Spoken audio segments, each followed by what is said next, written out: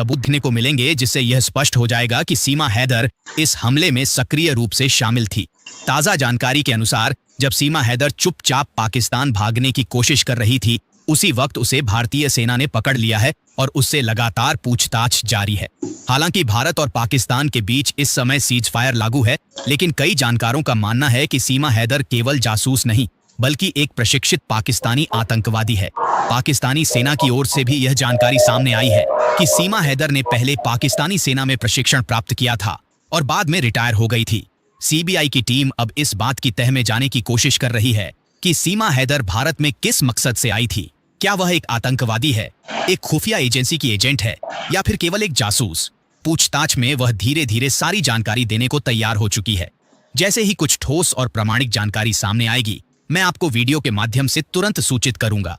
लेकिन फिलहाल आप यह देखिए कि कैसे सीमा हैदर भारत में दाखिल हुई और फिर एक गहन साजिश के तहत इन घटनाओं को अंजाम देने लगी।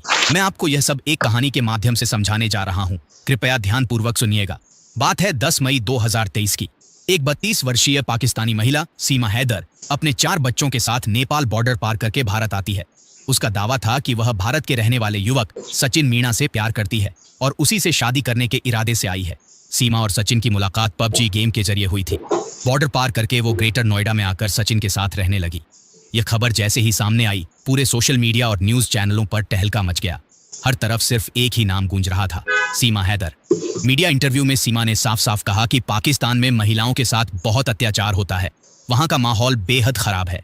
उसने पाकिस्तान की जमकर बुराई की और कहा, अब मैं भारत में रहना चाहती हूं, यहीं की नागरिकता लेनी है। लेकिन भारत में इस पर 2 तरह की प्रतिक्रियाएं आईं। कुछ लोग कहने लगे, सीमा बिना वीजा के भारत आई है, यह कानून का उल्लंघन है, जांच होनी चाहिए। तो कुछ ने कहा, यह मोहब्बत की मिसाल है, वह जासूस नहीं, एक प्रेमिका है जो अपने प्यार के लिए सरहद पार कर आई है। पुलिस ने सीमा को हिरासत में लिया और मामला कोर्ट में गया। भारत के प्रसिद्ध वकील एपी सिंह ने उसकी जमानत करवाई और कानूनी तौर पर भारत में रहने की कोशिशें शुरू कर दी। धीरे धीरे मामला शांत होता गया। सीमा और सचिन मिलकर एक यूट्यूब चैनल चलाने लगे, वीडियो डालने लगे जिसमें वे अपनी जिंदगी के पलों को साझा करते थे। सबको लगा यह बस एक लव स्टोरी है, लेकिन सच्चाई इससे कहीं ज्यादा गहरी और खतरनाक थी। कुछ महीनों बाद खुफिया एजेंसियों को एक चौंकाने वाली जानकारी मिली। सीमा हैदर यूट्यूब के जरिए कोड भाषा में पाकिस्तान को सूचनाएं भेज रही थी।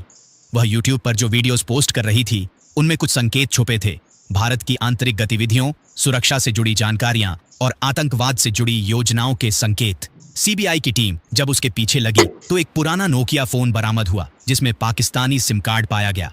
शक यकीन में बदलने लगा और तभी हुआ पहलगाम हमला, एक बड़ी आतंकी घटना जिसमें कई मासूम लोग मारे गए। जांच के बाद सामने आया कि इस हमले में सीमा हैदर की भूमिका थी। उसने आतंकियों को भारत में घुसने का रास्ता बताया था। आतंकी चाहते थे कि इस हमले के बाद हिंदू मुस्लिम दंगे भड़क जाएं, लेकिन भारत की जनता ने बड़ी समझदारी और एकता दिखाई। सबने मिलकर आतंक की इस साजिश को नाकाम कर दिया। इसके बाद सीबीआई ने सीमा हैदर को गिरफ्तार कर लिया। साथ ही उसके पति सचिन मीणा को भी हिरासत में लेकर पूछताछ शुरू की गई। अब सवाल यह है, क्या सीमा सिर्फ एक प्रेमिका थी या एक प्रशिक्षित जासूस? क्या यह सब शुरू से ही एक प्लान था? उसे कौन सी सजा मिलनी चाहिए? आप क्या सोचते हैं? नीचे कमेंट करके जरूर बताएं और ऐसी ही सच्ची और सनसनीखेज कहानियों के लिए हमारे चैनल को सब्सक्राइब